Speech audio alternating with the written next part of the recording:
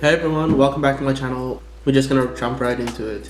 By now, most of you know of Ed from 90 Day Fiance Before the 90 Days. He's become somewhat of an internet meme at the moment. But for those who don't know who Big Ed is a contestant character, I suppose, on the reality show 90 Day Fiance Before the 90 Days. He is rather strange and he comes across really creepy. I see what I like. Very nice. A lot of you have made videos on him and it seems that he's actually gaining off the publicity.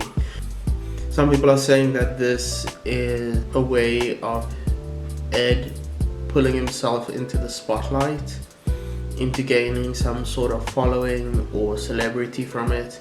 His photography is mediocre at best, and I suppose this might be a way for him to become a celebrity photographer, or a photographer that's also a celebrity instead of just a mediocre photographer that he is. As you can probably tell from the title, this isn't going to be another reaction video just reacting to the 90 Day Fiance, little clips that are on YouTube or even the full episode. What we're actually going to do is fix Big Ed. Ed is a short clunky boy with greasy long hair that he puts mayo in. He has a beard that's shaped horrifically, and what we're going to do is actually take Rose's advice and shave it. Shave it. Not all off, but we're going to shave a little bit of a goatee. He might look like an insult music teacher at this point, but it's better than what he's got now. Next is the hair. Ed's hair is disgusting. His hair is long, greasy, he ties it in a top knot, which, unless you Keanu Reeves, doesn't work. So a simple fix for this is just give him a schoolboy haircut, just cut it off, fuck. And just cut that hair off and stop putting mayo in it. That's how you fix his hair. Okay, on to the next part. So a big part of 90 Day Fiance's problem with Ed is that they used a framing method that doesn't work with him. I think this might be on purpose to make him look smaller, diminished, maybe accentuate that height problem that he has. Ed has, in a couple of scenes, seemed like Rose towers over him, and we can see in the initial meeting of him and Rose that she doesn't. She's just maybe a little bit taller than him. He takes her by her nose, but there's a couple of shots where it seems that he is at her shoulder, which just doesn't make much sense.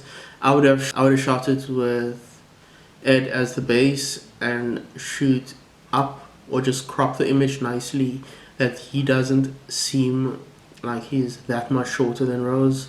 It would have made it just seem a lot better, but that's just a 90 Day Fiance's part. That's not a part of Ed we can actually fix. Another part of his appearance is that Ed slouches. Ed's fat seems to drag him down, and his shoulders as a result move forward with that. He just needs to stand up straight and he will look better. He will look a little bit taller, a little bit decompressed. Next, Ed made a bunch of mistakes before he even met Rose. Ed lied about his height, and secondly, he didn't prepare enough. So Rose speaks English, and that's the main method of communication between them. The problem is English isn't Rose's first language. Rose speaks another language. What Ed should have done is just simply learn the language to the point that Rose speaks English. So it wouldn't be perfect, but you would be able to get across basic ideas and carry a general conversation with Rose in her language. This will also make Rose a little bit more comfortable, not have to strain herself in trying to communicate with Ed. Having that level of speech in another language would help him communicate with Rose's father, which was a big part of the 90 Day Fiance. Rose's father really didn't like him. There was a lot of translation that had to happen, and a lot of things that just made it uncomfortable for Rose that could have been solved with a little bit more preparation on his part. Rose might have been able to brush up on her English a little bit more before meeting Ed, but the problem is Rose's problems don't stem from lack of practice. They stem from lack of understanding of the language.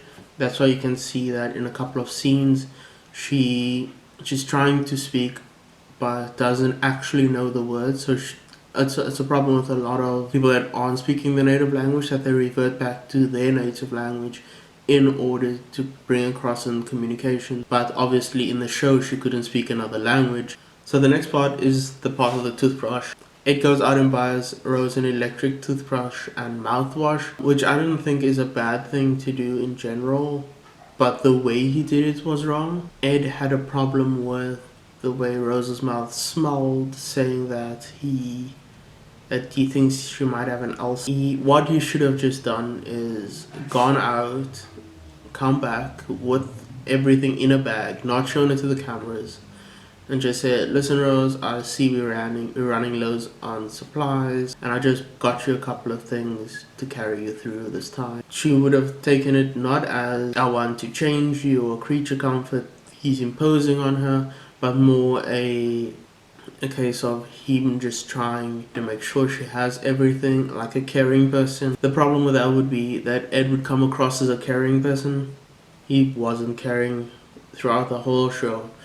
He was more about complaining and his own comfort than anything else. The next part we do today is the STD test. While I don't see anything wrong with asking your significant other for an STD test, simply because STDs can be transferred in non-sexual ways, like on public toilet seats, or the way he did it was really creepy and really insully, which just doesn't work. What the paper?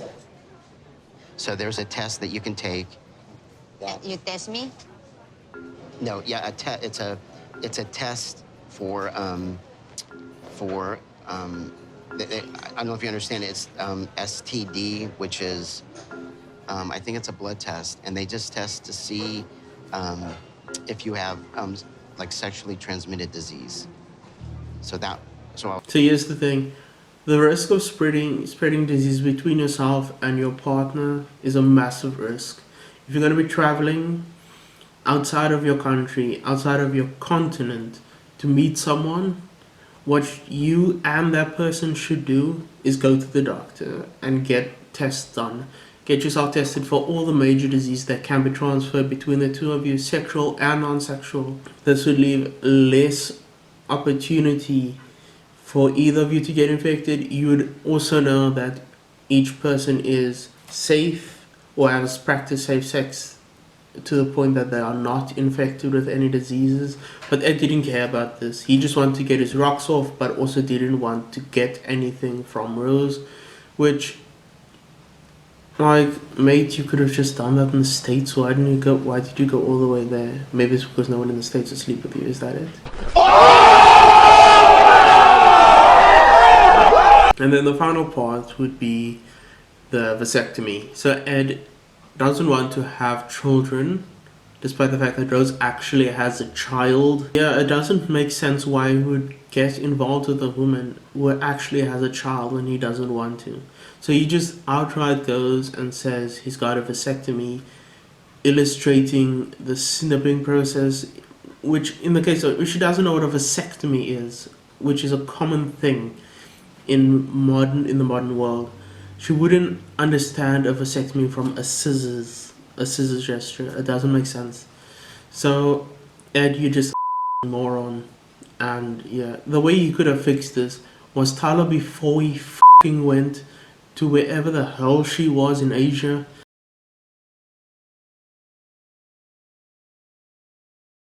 Thank you guys for watching. That's just the major things about Ed that I would change. If you want to watch the 90 Day Fiance clips, I'll be linking the TLC YouTube channel with the videos in my description, so you can go and check it out for yourself.